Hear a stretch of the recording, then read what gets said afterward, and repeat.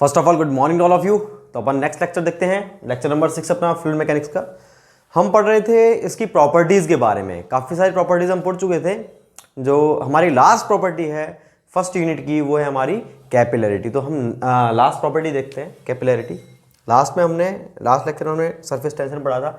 तो भाई देखो, मुझे सीरियल याद नहीं है कि लास्ट हम ABCD से पढ़ रहे थे 1 2 3 से। जो भी है लास्ट प्रॉपर्टी लिख दे रहा हूँ मैं। लास्ट प्रॉपर्टी हमारी कौन सी है, मैं इसको 8th डाल देता हूँ, वो है हमारी कैपिलरिटी। क्या होता है कैपिलरिटी, पहले मैं आपको समझा देता हूँ। कैपिलरिटी का मतलब क्या होता है कि हमारी एक 3 mm से अगर कोई कम साइज की ट्यूब है, 3 mm से कम साइज की ट्यूब का मतलब कोई भी ट्यूब हमारी, जैसे ग्लास हुआ, ग्लास की ट्यूब है, उसका साइज क्या है, 3 mm से कम होना चाहिए। काफ़ी सारी बुक्स में 10 mm लिखा हुआ है, वो बिल्कुल गलत है। 3 mm होगा, 3 mm। तो 3 mm से कम साइज की ट्यूब को अगर आप किसी लिक्विड में डालते हो, मान लीजिए कोई मेरे पास कंटेनर है, उसमें लिक्विड भरा हुआ है। लिक्विड कुछ भी हो सकता है, ऑयल हो सकता है, वाटर हो सकता है, मरकरी हो सकता है, कुछ भी हो सकता है। तो आपने उस ट्यूब को उस लिक्विड के अंदर डिप किया, डाल दिया। तो डिप करने पर वो जो लिक्विड है उस ट्यूब के अंदर या तो चढ़ जाएगा या फिर नीचे उतर जाएगा, या तो उस लिक्विड का राइज होगा या फिर फॉल होगा। तो कैपिलरी ट्यूब में ये जो लिक्विड है उसका राइज या फॉल ही क्या कहलाता है, हमारा कैपिलरिटी। इस फिनोमेना को, इस प्रभाव को क्या बोलते हैं, कैपिलरिटी। मान लीजिए हमारा ये कंटेनर था, ये लिक्विड भरा हुआ है और लिक्विड के रूप में पानी भरा हुआ है। तो ये हमारी ट्यूब डाली मैंने, ठीक है। ये एक कंटेनर है, उसमें भी लिक्विड भरा हुआ है, लेकिन इसमें क्या है, इसमें तो है Hg मरकरी, इसमें है H2O वाटर। तो ये एक कंटेनर था जिसमें पानी भरा हुआ था, दूसरे कंटेनर में मरकरी भरी हुई है। जिसमें पानी भरा हुआ है, आपने उस कंटेनर में 3 mm की एक ट्यूब को डाला। उस ट्यूब का नाम हमने कैपिलरी ट्यूब दिया है। क्यों दिया है बताऊंगा। जैसे ही आपने इसको डाला तो लेवल तो यहां तक है, लेकिन पानी जो है इस ट्यूब के अंदर यहां तक भर जाएगा। मतलब क्या हो गया, राइज हो गया।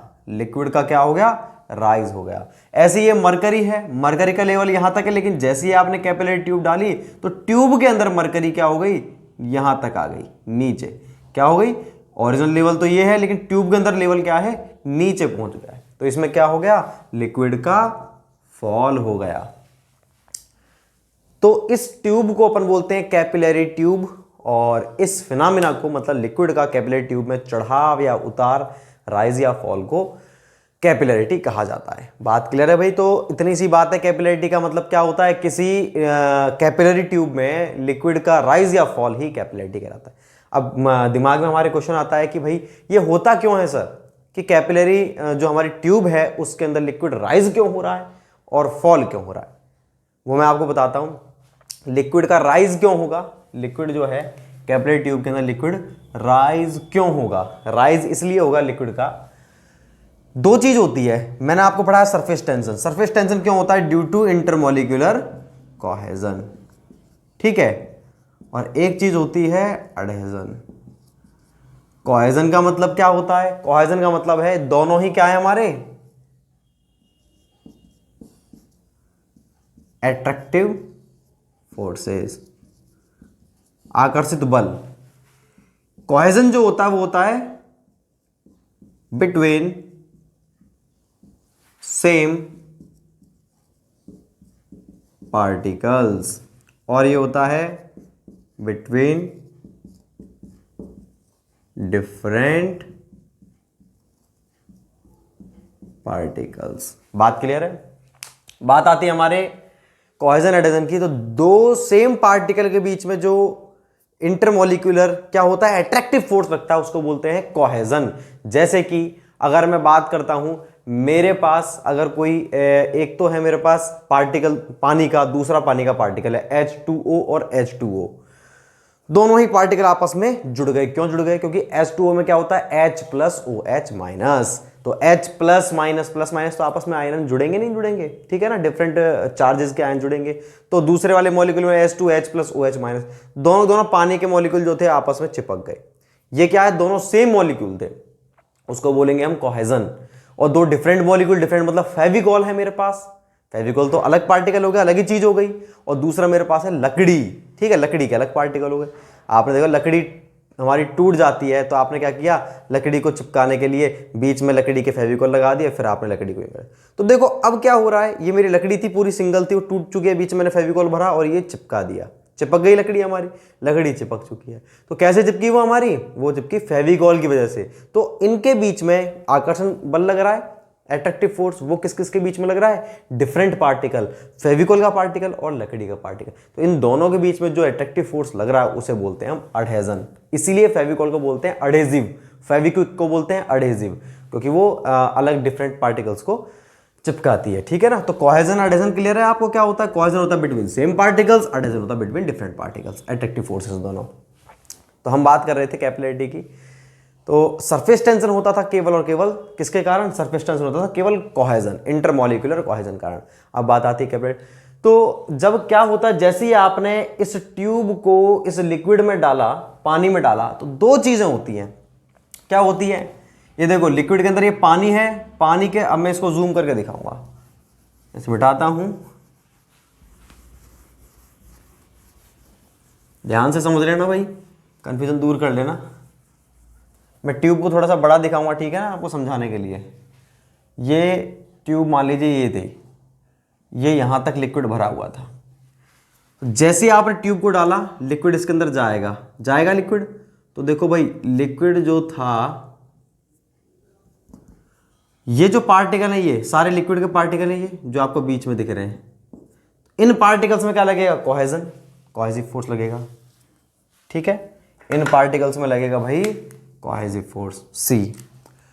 और आपको ये दिख रहा है ये किनारी, ये किनारी, दो किनारी, ये जो किनारी दिख रही है आपको ऐसे सर्कल में होगी, तो इस किनारी पर कौन सा फोर्स लगेगा, देखो ये पानी है और ये ग्लास है, ग्लास की ट्यूब है ये कांच की, तो कांच का पार्टिकल अलग है, पानी का पार्टिकल अलग है।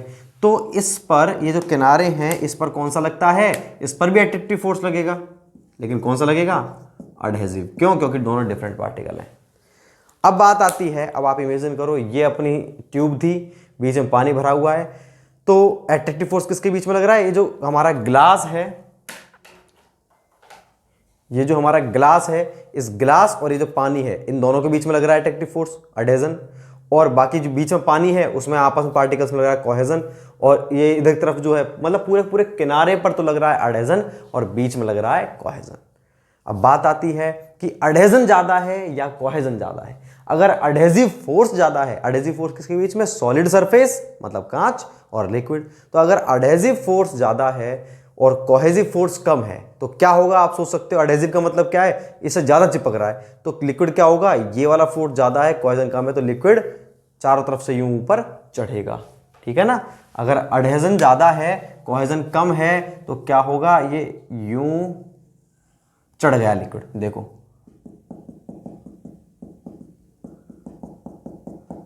चढ़ गया लिक्विड भाई। क्यों चढ़ा, क्योंकि जो अडहेसिव फोर्स लग रहा था किसके बीच में, ग्लास और लिक्विड के बीच में, वो ज्यादा था, चार, तो वो लिक्विड ऊपर चढ़ गया, कोहेजन कम था। बात क्लियर है कि नहीं।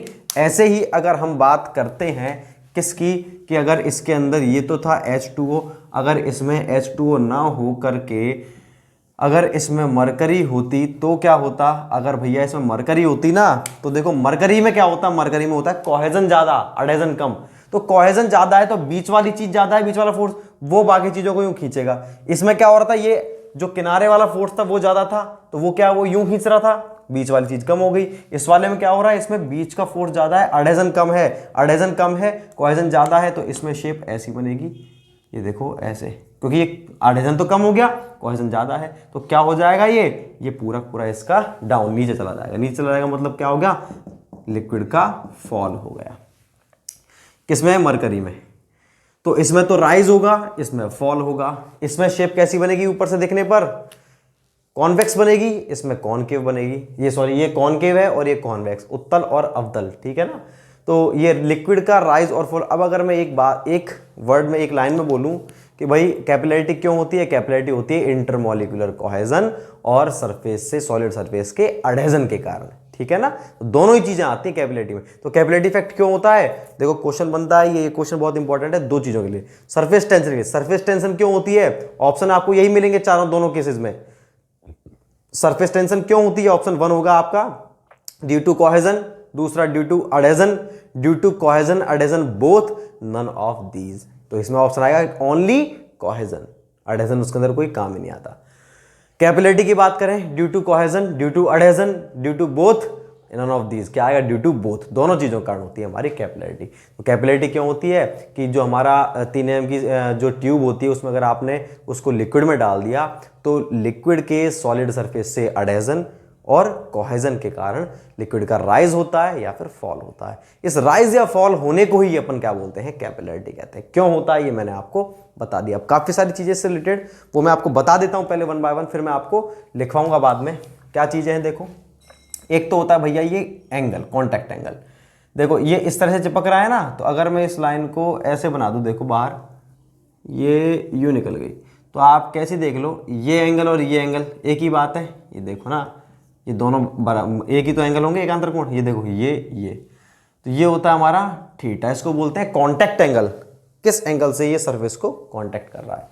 जैसे ये हो गया भाई, इसको मैं यूँ खींच दिया, ये एज इट इज खींच दिया, ये जो बन रहा है एंगल, ठीक है ना, ये कौन सा होता है हमारा? Contact angle.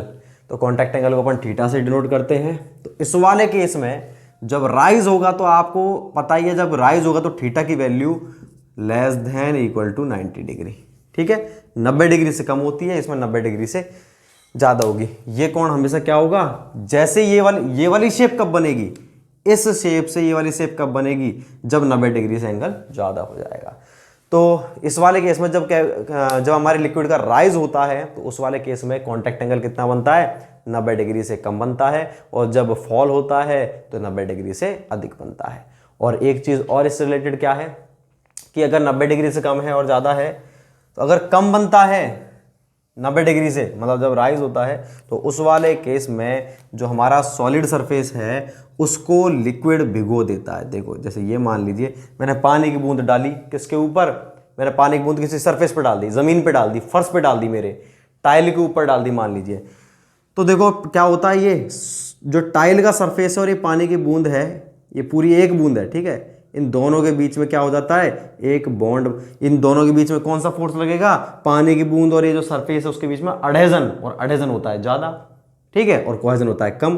तो क्या ये पूरे पर फैल जाती है। ये देखो एंगल ये बना थीटा डिग्री। तो थीटा आपको दिख रहा है 90 से कम है, ठीक है ना। और अगर मैं टाइल के सरफेस पर क्या डाल दूं? मरकरी डाल दूं। मरकरी क्या आप कैसी फैला दो चाहे, वो अपने आप क्या बन जाएगी? गोल बन जाएगी। गोल मतलब स्फेयर के रूप में बन जाएगी।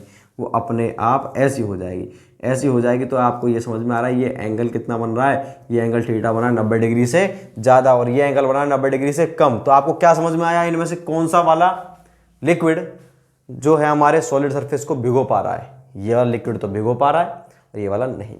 तो जो हमारा राइज होता है या फिर जब contact angle theta degree 90 degree से कम बनता है कॉन्टैक्ट एंगल, तो हमारा सॉलिड सरफेस जो है वो भीग जाता है। जब 90 डिग्री से अधिक होता है तो फॉल होता है और वो भिगा नहीं पाता। देखो सॉलिड सरफेस से भीग नहीं, चिपक ही नहीं पाएगा। अडेजन ही नहीं है तो चिपकेगा कैसे? जब तक चिपकेगा नहीं तो वो भीगेगा नहीं सरफेस। तो ये कुछ चीज़ें हैं हमारी। कैपिलरिटी के कारण क्या होता है भैया? कैपिलरिटी के कारण जो है हमारे काफ़ी सारे फिनोमेना होते हैं। मैं जो लिख रहा हूँ ना इस पेन से, देखो मैं इस पेन को ऐसे पकड़ रखा है, फिर भी और स्याही इसमें डाल रखी है, वो यूं है इस मार्कर में, फिर भी देखो ये लिख रहा है। क्यों लिख रहा है? इसमें स्याही अपने आप कैसे चढ़ रही है? स्याही चढ़ रही है ड्यू टू कैपिलरिटी, कैपिलरिटी के कारण चढ़ रही है। अब आप सोचोगे सर इसके अंदर कैपिलरी ट्यूब है क्या? बिल्कुल नहीं है इसके अंदर कैपिलरी ट्यूब। तो फिर स्याही कैसे चढ़ रही है? स्याही चढ़ रही है भाई इसके अंदर। किस तरह चढ़ रही है स्याही इसके अंदर? धीरे धीरे स्याही चढ़ रही है। जो इसमें एक वो डली हुई है ना, देखो आपको दिखाता हूं मैं, इसमें जो रिफिल है इसकी कुछ इस तरीके की है, फॉर्म टाइप की है ये। तो उस फॉर्म टाइप की रिफिल में क्या है? छोटे छोटे से पोर्सेज हैं, ठीक है ना, छोटे छोटे से पोर्सेज। ये देखो ये रिफिल है फॉर्म टाइप की, इसमें छोटे छोटे से पोर्सेज हैं। आपके स्केच कलर होता है वैसा ही है। तो वो पोर्सेज क्या कर रहे हैं? पोर्सेज 3 mm से छोटे साइज के हैं। वो पोर्सेज जैसे मैंने इंक डाली इसके अंदर, तो उन पोर्सेज में 3 mm से कम होने के कारण लिक्विड क्या है? स्याही धीरे धीरे ऊपर चढ़ रही है। और ऊपर चढ़ के किसको मिल रही है? इसको मिल रही है। बात क्लियर है कि नहीं? तो ये जो है पेन में स्याही का चढ़ना, भाई ये तो अब आए हैं नए पेन वगैरह जो होते हैं। बाकी पिछले ज़माने में तो क्या चलता था? मोरपंखी से लिखते थे, तो उसमें भी कैपिलरी का काम ही चलता था, कैपिलरी इफेक्ट के कारण ही लिख पाते थे। तो पेन में स्याही का चढ़ना, और देखो और क्या एग्जांपल है इसके कैपिलरिटी के और हमारे एग्जांपल है पेन में स्याही का चढ़ना। दीपक जो हमारा दिया होता है, दिए में तेल का चढ़ना। दिए में तेल कैसे चढ़ता है? आपने तो भाई क्या बोलते हैं, घी डाल करके और आपने दिया लगा दिया। तो दिया जलता क्यों रहता है? वो इसलिए जलता रहता है क्योंकि जो हमारी दिया बत्ती है जो रुई से बनी हुई है, उस रुई की बनी हुई में रुई के छोटे छोटे से पोर्सेज हैं, छेद हैं, बहुत सारे छेद हैं। वो सारे पोर्सेज मिलकर 3 mm से कम साइज के पोर्स होते हैं। तो एक पोर्स ऐसे काफी सारे पोर्सेज मिलकर के क्या एक तरह से ट्यूब बनाते हैं। कौन सी? Capillary tube. तो उन पोर्सेज में से जो लिक्विड है ऊपर धीरे धीरे चढ़ता है ड्यू टू कैपिलरी इफेक्ट। और यही अडेजन कोहेजन इस चीज के कारण। अब उसके अंदर क्या होगा? उसमें अडेजन ज्यादा होगा, कोहेजन कम होगा। इसलिए दीपक में तेल हमारा चढ़ता है, वो भी किसके कारण होता है? हमारा कैपिलरिटी के कारण होता है। अब मैं आपसे एक क्वेश्चन पूछना चाहूँगा कि जो हमारे दीपक होता है, उस दीपक में आपने देखा होगा गांव में कि एक तो होती लालटेन, एक होता है दीपक। तो लालटेन में तो क्या होता है, जैसे कोई भी बोतल हुई कांच की मिल गई घर वालों को, तो उस बोतल का क्या करते हैं, वो बोतल के अंदर कैरोसिन डाला, एक बत्ती बनाई, बत्ती किसी भी चीज़ चाहे रस्सी चाहे कुछ भी डाल देते हैं, एक बत्ती बना करके, धागे की बत्ती बना करके उस बोतल में डाल दी, बोतल के ढक्कन को कस दिया, ढक्कन में छेद करके डाली थी बत्ती हमने, और उसके अंदर कैरोसिन है, और क्या करते हैं उसमें हल्की सी बत्ती में आग लगाते और बत्ती जलती है। यही तो काम आता था पहले। अब तो खैर सब कुछ बंद हो चुका, पहले तो दिया यही होता था हमारा गाँव में। तो आप ये, और दूसरा आप ये बताइए मेरे को कि वो कैरोसिन है, वो कैरोसिन है, फिर भी वो बत्ती क्यों नहीं जल रही? मतलब पूरे में आग क्यों नहीं लग रही? पूरी बोतल में आग क्यों नहीं लग रही, जबकि वो कैरोसिन डला हुआ है? और दूसरी बात कि हमारा जो दीपक होता है, दीपक की भी यही कंडीशन है। दीपक की क्या कंडीशन है कि दीपक में आपने यूं लगाई बत्ती और उसमें घी है, सरसों का तेल है, कुछ भी है, तो भी आग नहीं लगती है। क्या रीजन है? आग तो पेट्रोल है, पेट्रोल में करके देखो आप, ऐसी कारस्तानी समझ में आ जाएगा। आप पेट्रोल में थोड़ी सी करोगे पूरा फट जाएगा एकदम से। ठीक है, करना मत ऐसा, मैं बता रहा हूँ आपको। तो ऐसा क्यों होता है? सोचना थोड़ा सा, फ्लूइड मैकेनिक्स से रिलेटेड ही है, कोई ज़्यादा बाहर की चीज़ नहीं है। थोड़ा सा सोचना आप क्यों होता है ये। तो ये था हमारा लिक्विड राइज और लिक्विड फॉल। और बताऊं मैं आपको इफेक्ट इसके कैपिलरिटी के, और हमारे जो पेड़ होते हैं, पेड़ की जो जड़, पेड़ पानी कैसे पीते हैं? पेड़ जो होते हैं हमारे कैसे पानी लेते हैं, वो कैसे पानी ग्रहण करते हैं? देखो पेड़ में भी यही सीन होता है, सेम सीन। क्या होता है? इस तरह से हमारा ग्राउंड लेवल है, पेड़ के जैसे ही हमारे काफी सारे जोन होते हैं, रूट जोन होता है, काफी सारे हमारे जोन होते हैं। तो पेड़ में क्या है, जमीन के नीचे जो भी हमारे जोन होते हैं ना, उन जोन के अंदर एक चीज होती है, क्या? छोटे छोटे पोर्सेज होते हैं, और नीचे नीचे होता है, काफी नीचे होता है पानी। आपको क्या लगता है पानी बिल्कुल ऊपर होता है क्या? बिल्कुल नहीं, बहुत नीचे होता है पानी। ग्राउंड वाटर टेबल बहुत नीचे होता है। ये हमारे मान लीजिए पेड़ है, ठीक है, ये हमारा ज़मीन है, ग्राउंड लेवल है। ये हमारा GWT ग्राउंड वाटर टेबल, मतलब यहाँ तक पानी भरा हुआ है। तो बताओ ये पेड़ की जड़ तो केवल यहाँ तक है भाई, पानी कैसे आ जाएगा इसके अंदर? तो पानी ऐसे आ जाता है कि यहाँ पर पूरे में सॉइल है, और उस सॉइल में क्या है, बहुत छोटे छोटे से पोर्स है। सॉइल में पोर्स तो होंगे, और पोर्सेज ऐसे मिल रहे हैं काफ़ी सारे, लाखों करोड़ों, कैसे ही मिल रहे हैं। मान लो वो पोर्सेज ऐसे यहाँ तक पहुँच रहे हैं भाई, बहुत सारे पोर्सेज है, वो हो सकता है ऐसे पोर्स मिल गया हो, बहुत सारे अनेकों करोड़ों पोर्सेज है। तो ये 3 mm से कम साइज के पोर्स होते हैं, ठीक है, 3 mm से कम के होंगे, बहुत छोटा छोटा सा गैप होता है, उनमें वॉइड होते हैं। वो सारे वॉइड्स मिल करके एक तरह से कैपिलरी ट्यूब बनाते हैं। अब भाई आप सोचोगे, अब ट्यूब से आपके माइंड में होगा वो तो स्ट्रेट होती है, मैंने बोला कभी कि ट्यूब बिल्कुल स्ट्रेट ही होगी? नहीं, कैसी भी हो सकती है। इसको हम कैपिलरी ट्यूब ना बोल करके क्या बोलते हैं, कैपिलरी फ्रिंजेस बोलते हैं। तो अब क्या है, ये 3 mm से कम हो गया साइज, ये पानी यहाँ पर, तो पानी धीरे धीरे इनमें एडेजन के कारण यूँ चढ़ता है, चढ़ करके ये पानी देते हैं। तो इनके रूट में पानी ज़्यादा, रूट से फिर ये बाकी क्रिया करते हैं, फोटोसिंथेसिस इफेक्ट। तो ये चीज़ होती है हमारे किस चीज़ की, पेड़। तो रूट जोन में पानी का चढ़ना, ये प्लांट के लिए रूट जोन पानी, सारे किसके इफेक्ट है, हमारे कैपिलरिटी के इफेक्ट है, ठीक है ना। तो अब अपन लिखते हैं, मैं इसमें 1 बाय 1 आपको सारी चीज़ें लिखवाता हूँ।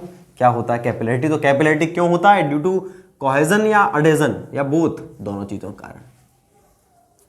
मैं आपको इसकी डेफिनेशन वगैरह कंप्लीट लिखता हूँ।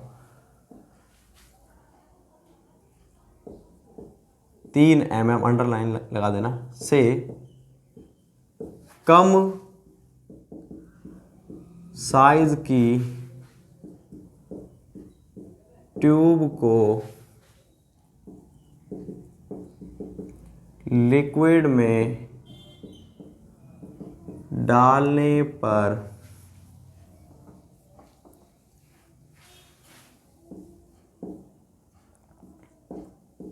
लिक्विड के कोहेजन व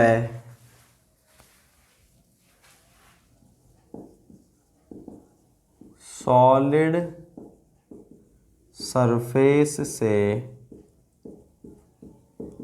एडहेजन के कारण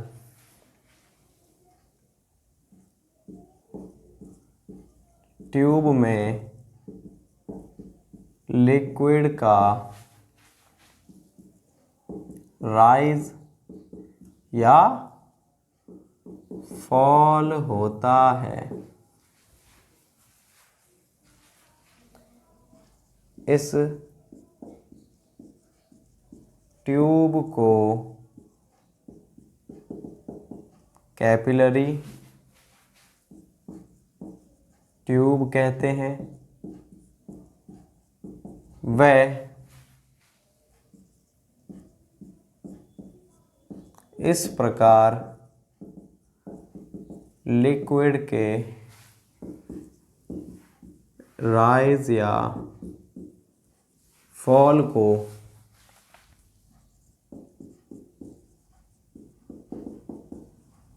कैपिलैरिटी कहा जाता है।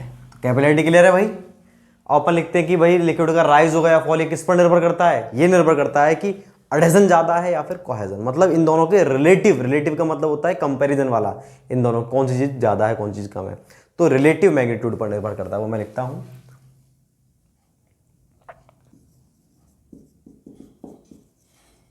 कैपिलरी ट्यूब में लिक्विड का राइज होगा या फॉल, कॉमा यह लिक्विड के कोहेजन व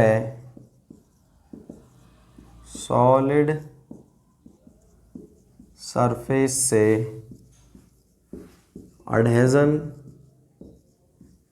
की रिलेटिव वैल्यू पर निर्भर करता है। ठीक है भाई, किस पर निर्भर करेगा? कौन सी चीज ज्यादा है कौन सी चीज कम है। अब अपन लिखेंगे कि राइज कब होगा फॉल कब होगा। ठीक है, तो इसी में कंटिन्यू करेंगे। जब लिक्विड का सॉलिड सरफेस से एडहेजन की जब लिक्विड के सॉलिड सरफेस से एडहेजन की वैल्यू कोहेजन से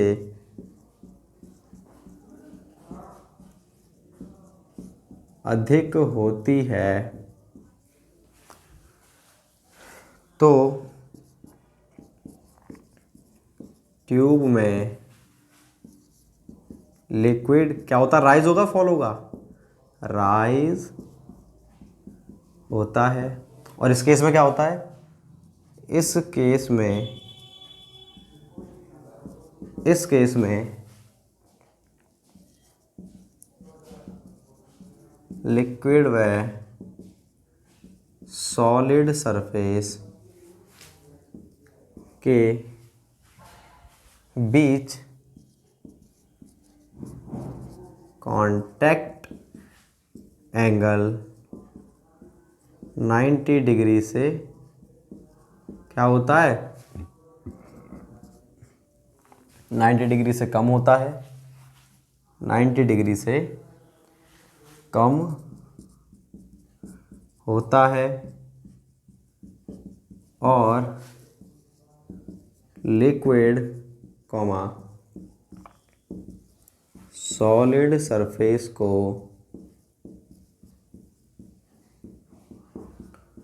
भिगो देता है, वेट कर देगा। कब वेट कर देगा? तो जब लिक्विड के सॉलिड सरफेस से एडेशन की वैल्यू कॉइजन से अधिक होती है, एडेशन ज़्यादा है कॉइजन कम है, तो ट्यूब में लिक्विड राइज होता है। इस केस में लिक्विड और सॉलिड सरफेस के बीच कॉन्टैक्ट एंगल 90 डिग्री से कम होता है और लिक्विड सॉलिड सरफेस को भिगो देता है। ठीक है ना। इसके नीचे क्या लिखेंगे? इसके नीचे लिखेंगे अपन कौन सा वाला, कि जो हमारा लिक्विड फॉल होगा। तो मैं भाई इसी में करेक्शन कर देता हूं, आप इसके नीचे अलग से लिखेंगे। क्या लिखेंगे इसके नीचे? क्या लिखना है देखो, इसके नीचे लिखना है जब लिक्विड के सॉलिड सरफेस से कोहेजन की वैल्यू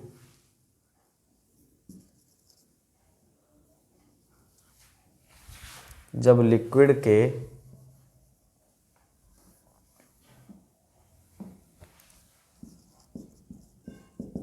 कोहेजन की वैल्यू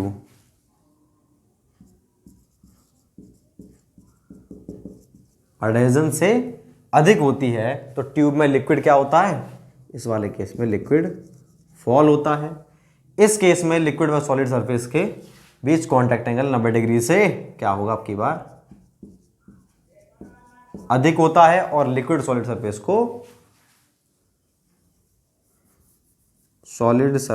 को नहीं भिगोता। तो ये चीज हो गई हमारे कैपिलैरिटी की। तो मैं इसको मिटाता हूं, दोनों के डायग्राम बनाता हूं, उसके नीचे कांटेक्ट एंगल को दिखाता हूं किस तरह से बनता है। मिटा रहा हूं मैं।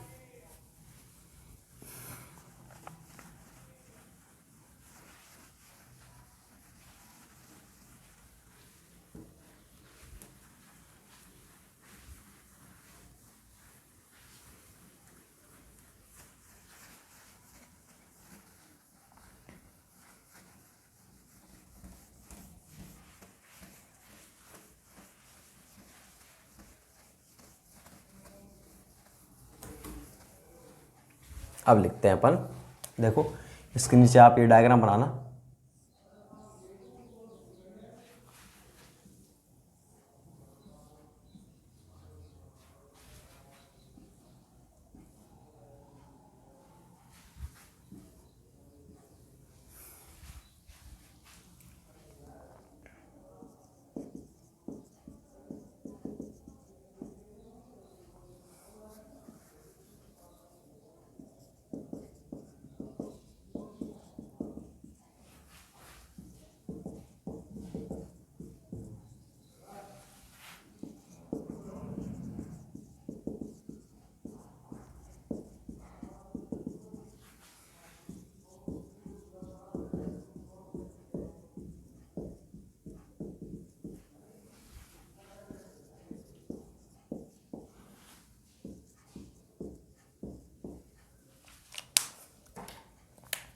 देखो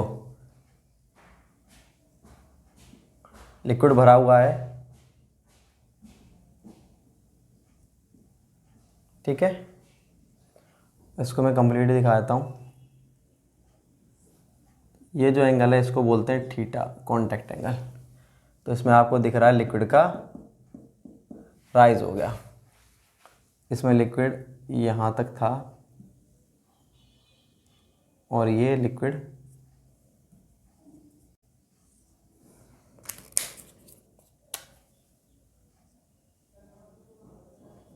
लिक्विड क्या हो गया? ये नीचे आ गया, मतलब ये लिक्विड का फॉल हो गया।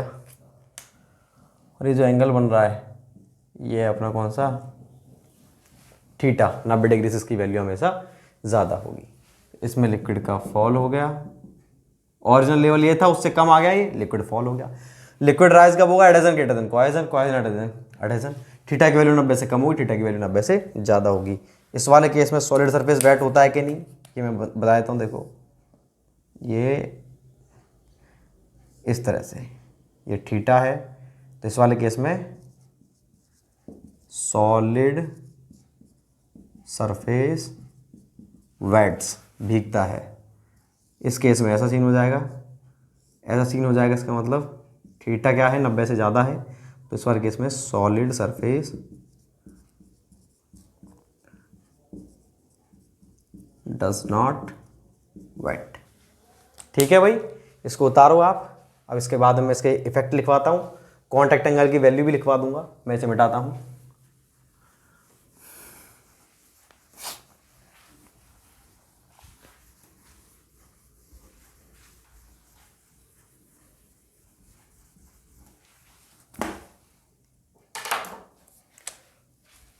इसके नीचे लिखेंगे अपन कैपिलरी इफेक्ट। कैपिलरी कांड को क्या क्या चीज होती है, जैसे अपने सरफेस टेंशन इफेक्ट लिखे थे कि बबल फॉर्मेशन, ड्रॉपलेट फॉर्मेशन, ऐसे इसके कौन कौन से इफेक्ट होते हैं कैपिलरी के।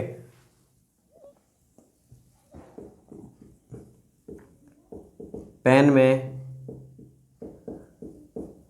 स्याही का चढ़ना, दीपक में तेल का चढ़ना, और क्या है, रूट जोन में पानी का चढ़ना, रूट जोन में पानी का चढ़ना, ये सारे कैपिलरी कारण होते हैं। अब अगर मैं बात करता हूं कांटेक्ट एंगल की, तो क्या होता है, लिक्विड व सॉलिड सरफेस के बीच बना एंगल कांटेक्ट एंगल कहलाता है। इसकी वैल्यूज भी लिख देता हूं, कुछ इंपॉर्टेंट वैल्यूज।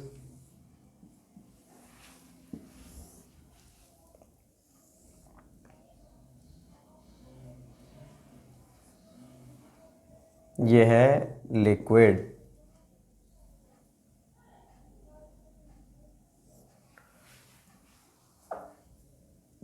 और ये है हमारा सॉलिड सरफेस, और ये है हमारा कांटेक्ट एंगल थीटा। देखो भाई, अगर हमारा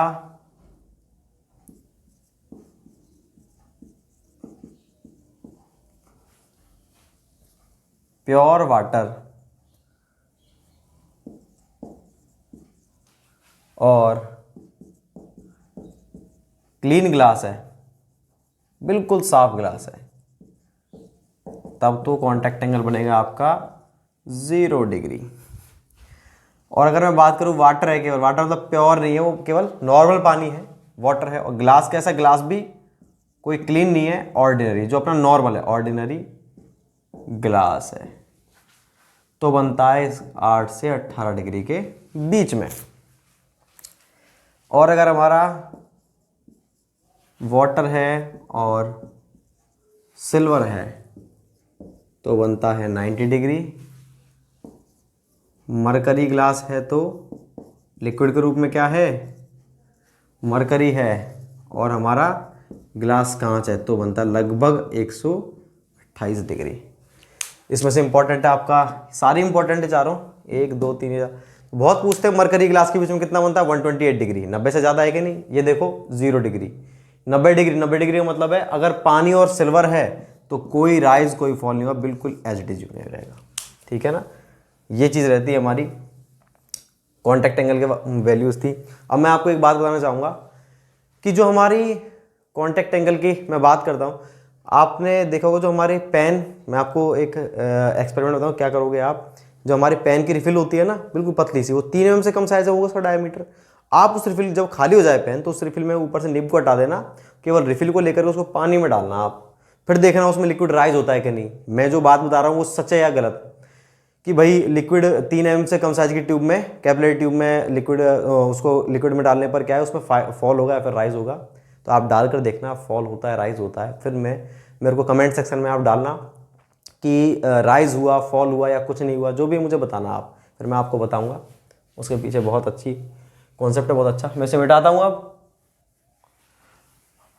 अब मैं बताऊंगा आपको कि जो लिक्विड की हाइट है, चाहे वो चढ़ता है चाहे उतरता है, उसको कैसे ज्ञात करेंगे भाई, इस ट्यूब को अगर अपन पानी में डालेंगे तो पानी इतना इतना सेंटीमीटर ऊपर चढ़ जाएगा, कैसे ज्ञात करें, या फिर इतना नीचे गिर जाएगा, तो उस हाइट को कैसे ज्ञात करेंगे। तो मैं अपन नेक्स्ट हेडिंग डालेंगे क्या, height of capillarity, height of capillarity अपनी मेन हेडिंग है, हाइट ऑफ कैपिलैरिटी।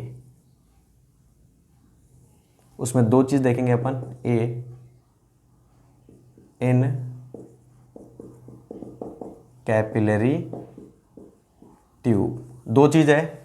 हो सकता है मेरे पास कैपिलरी ट्यूब है, उसको डाल रहा हूं पानी में, तब देख रहा हूं उस ट्यूब में कितना पानी चढ़ेगा।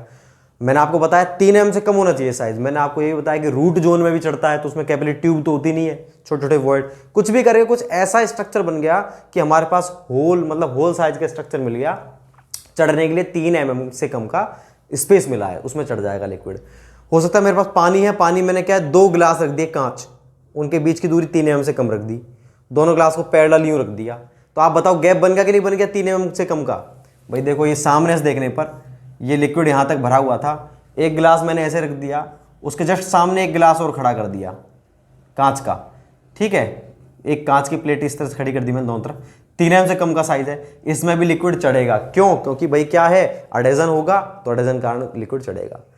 तो अगर 2 पैरेलल प्लेट लगी हुई है कांच की या किसी भी चीज की, 2 पैरेलल प्लेट लगी हुई है, 3 mm से कम का उनका गैप है, तो भी उसमें लिक्विड का राइज होगा या फॉल होगा। तो क्यों होगा, तो देखो पहले तो हम पढ़ेंगे कैपिलरी ट्यूब में कितना, कैपिलरी ट्यूब में राइज को कैसे ज्ञात करेंगे। दूसरा हम देखेंगे कि अगर ट्यूब की जगह अगर कोई प्लेट है पैरेलल, तो हम राइज को किस तरह से ज्ञात करेंगे। पहले मैं कैपिलरी ट्यूब का बताता हूं, सिंपल सा है फंडा इसका।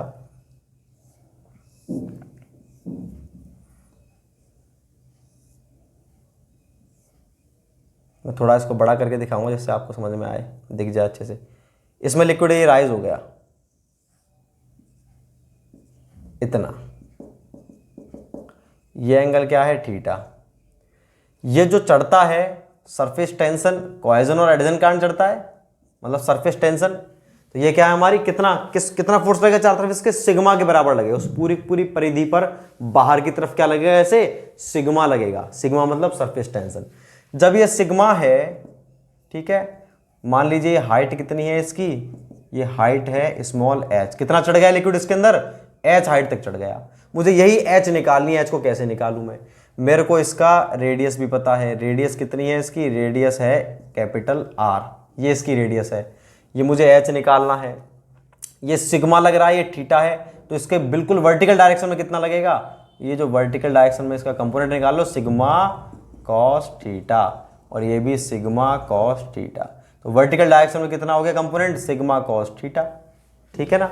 अब ये सिग्मा कॉस थीटा आपको क्या लग रहा है, केवल यूं लग रहा है, यूं नहीं भैया, ट्यूब तो गोल होती है, गोल होती है तो इसके चारों तरफ लग रहा है, देखो ऐसे, तो चारों तरफ लग रहा है ऐसे, मतलब इसकी पूरी की पूरी परिधि पर लग रहा है। कितनी परिधि, 2πr, तो पूरी परिधि पर ऊपर की तरफ एक फोर्स लग रहा है, कौन सा, सिग्मा कॉस थीटा। ये बात क्लियर है कि नहीं, क्योंकि सिग्मा तो ऐसे लग रहा था यूं पूरी परिधि पर, उसका वर्टिकल कंपोनेंट में निकाले सिग्मा कॉस थीटा, तो पूरी परिधि पर ऊपर की तरफ क्या लग रहा है, सिग्मा कॉस थीटा। और नीचे क्या लग रहा है, अपवर्ड फोर्स तो हो गया sigma cos theta, downward force कौन सा हो गया, ये जो वेट है लिक्विड का वो है मेरा डाउनवर्ड फोर्स, या बोला जाए प्रेशर, ठीक है ना। प्रेशर हमारी नेक्स्ट यूनिट रहेगी, प्रेशर एंड इट्स मेजरमेंट। तो ये प्रेशर आपने पढ़ा होगा, पी प्रेशर क्या होता है मेरा, रो जी एच को ही बोलते हैं हम प्रेशर। रो का मतलब डेंसिटी ऑफ लिक्विड, जी का मतलब ग्रेविटेशनल एक्सेलरेशन 9.81 मीटर पर सेकेंड स्क्वायर, और एच का मतलब क्या होता है, जो भी हाइट है लिक्विड की। तो देखो भाई इसमें अपवर्ड डायरेक्शन में फोर्स लग रहा है, डाउनवर्ड में, इन दोनों को मैं बैलेंस कर दूं, भाई इक्विलिब्रियम के लिए क्या जरूरी है, नेट फोर्स 0 होना चाहिए, जितना ऊपर लग रहा है उतना ही नीचे, तो टोटल क्या हो गया, नेट फोर्स 0 हो गया। मैं बस इतना सा करूंगा, अपवर्ड फोर्स बराबर डाउनवर्ड फोर्स, और मेरी एच की वैल्यू निकल जाएगी इक्विलिब्रियम कंडीशन से। तो मैं इसको ऐसे ही करता हूं, साइड में लिखता हूं मैं इसके, क्या, अपवर्ड फोर्स बराबर, या फिर पहले डाउनवर्ड लिखता हूं इसको,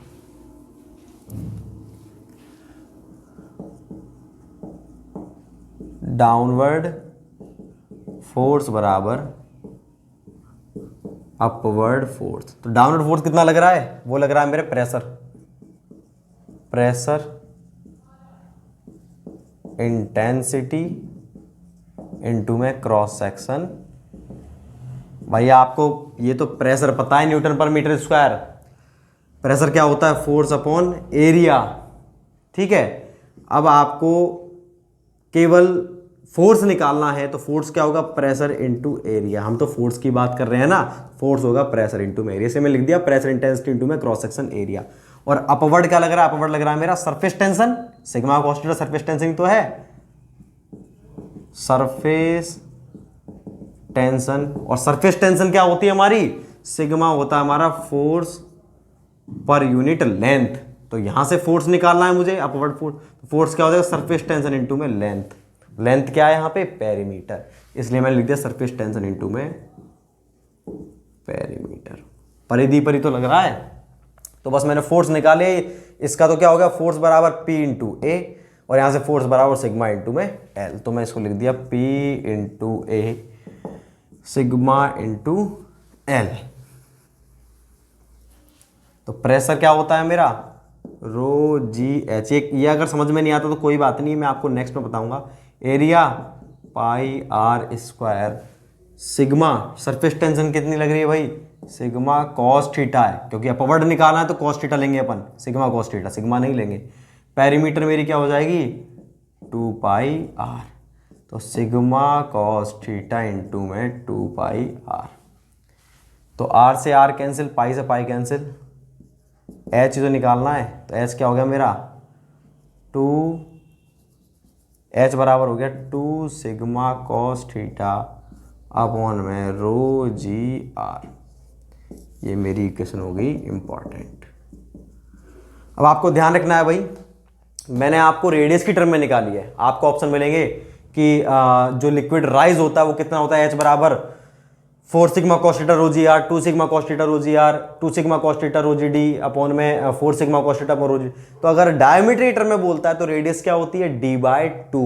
तो डी नीचे, तो टी 2 अपना ऊपर चला जाएगा बराबर, तो 2 सॉरी 2 दूनी 4 हो जाएगा, 4 सिग्मा कॉस थीटा अपॉन में रो जी डी। एक ही बात है, दोनों याद नहीं रखने। रेडियस टर्म में याद रखो, अगर रेडियस टर्म में तो हमारा यही है, डायमीटर टर्म में 4 हो जाएगा। क्यों? आर बराबर डी बाय 2, 2 इंटू 2 बराबर 4। कुछ भी करो एक ही बात है। तो ये होता है हमारा क्या? Height of capillary in tube. अब अगर आपको एक नोट लिखवा देता हूं। अब अगर आपको बोलता है नोट नंबर 1 4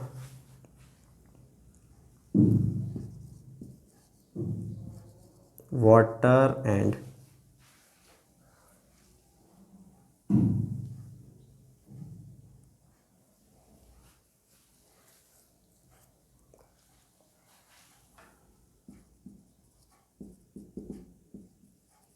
देखो, वाटर और सिल्वर का अपना क्या है? सरफेस है। तो वाटर सिल्वर के लिए आपसे एच की वैल्यू पूछ रहा है, तो एच की वैल्यू क्या हो जाएगी? आपको मालूम है सिल्वर के लिए जो हमारा ये होता है थीटा की वैल्यू कितनी होती है? 90 डिग्री। सिल्वर के लिए कितनी होती है? 90 डिग्री होती है।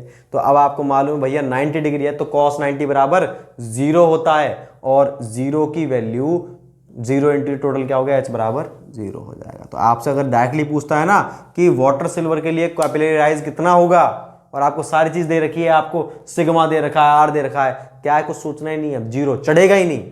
मतलब क्या है? बिल्कुल 0 डिग्री। भाई यही तो होता है। देखो 90 डिग्री, कॉन्टैक्ट एंगल 90 डिग्री कब बनेगा? जब सरफेस बिल्कुल फ्लैट हो। तो मैं आप बना भी देता हूँ डायग्राम। इस वाले केस में, ये किस केस में है? ये केवल उस केस में है जब पानी है और सॉलिड सरफेस के रूप में क्या है? सिल्वर की ट्यूब डाल दी, चांदी की ट्यूब डाल दी, तो उसमें लिक्विड नहीं चढ़ेगा। 90 डिग्री कॉन्टैक्ट एंगल बनेगा, मतलब लिक्विड नहीं चढ़ेगा। एच बराबर 0। आप चाहे प्रैक्टिकली देख लो और चाहे ऐसे देख लो, एक ही बात है। तो ये अब आपसे पूछ सकता है। और अगर आपसे पूछता है कि pure water and clean glass, तो 0 डिग्री होता है, तो cos 0 की वैल्यू 1, तो अपना आंसर आ गया 2 सिग्मा अपॉन में रो जी आर। वो भी आप लिख सकते हो। दूसरा, for pure water and clean glass, मैं यहाँ साइड में लिख दे रहा हूँ, आप नीचे लिख देंगे। H बराबर क्या हो जाएगा? ये इसकी वैल्यू 1, 2 सिग्मा अपॉन में रो जी आर। ठीक है भाई, तो इसको आप उतारो।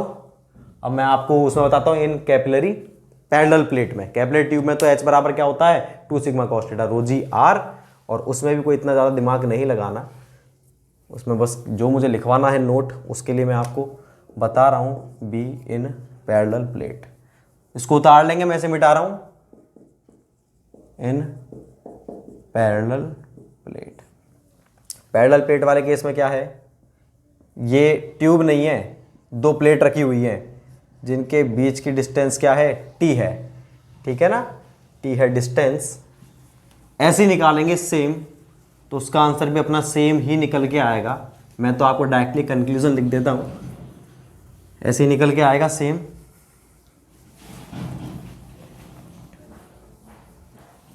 इस वाले केस में क्या होगा, इस वाले केस में होगा हमारा H बराबर 2 सिग्मा कॉस थीटा अपॉन में रो जी टी हो गया। बस भाई वहां पर R था, यहां पर क्या हो गया T हो गया। लिख देता हूं मैं, वेयर T बराबर डिस्टेंस बिटवीन प्लेट्स, प्लेट्स के बीच की डिस्टेंस अपनी T है, ठीक है ना।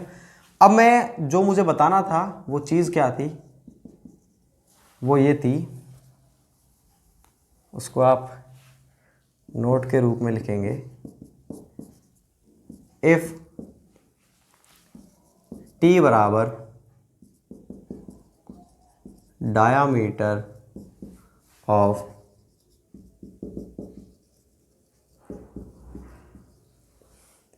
देखो भाई मैं ये कहना चाह रहा हूं कि ये जो इन दोनों के बीच का गैप जो वो स्मॉल टी है, डिस्टेंस है, अगर ये जो डिस्टेंस है वो मेरे कैपिलरी ट्यूब के बराबर है, मतलब क्या है, मेरे पास एक दोनों पात्र हैं, दोनों में पानी भरा हुआ है, एक में तो मैं ट्यूब डाल रहा हूं, ठीक है, मान लो 2 mm की ट्यूब डाल रहा हूं, एक में मैंने ट्यूब न डाल करके 2 प्लेट रख दी, उनके बीच का गैप भी कितना है 2 mm है, वो ट्यूब का डायमीटर कितना है 2 mm, वही लिखा मैंने, इफ टी बराबर डायमीटर ऑफ कैपिलरी ट्यूब, मतलब उन दोनों के बीच का गैप किसके बराबर है, उसके ट्यूब के डायमीटर के बराबर है, डायमीटर भी 2 mm है और उन दोनों के बीच का गैप भी 2 mm है। तो मैं देखना चाह रहा हूं कि इसमें लिक्विड कितना चढ़ेगा और इसमें कितना चढ़ेगा, तो आप सोच सकते हो उसको देख करके। क्या देखो, अगर मैं टी की जगह क्या लिख देता हूं डायमीटर, डायमीटर क्या होता है 2 इंटू आर ही तो होता है, तो एच बराबर मेरा हो गया 2 sigma cos theta therefore upon में रो जी टी, टी किसके बराबर है डायमीटर, डायमीटर क्या होता है मेरा रेडियस का दुगना,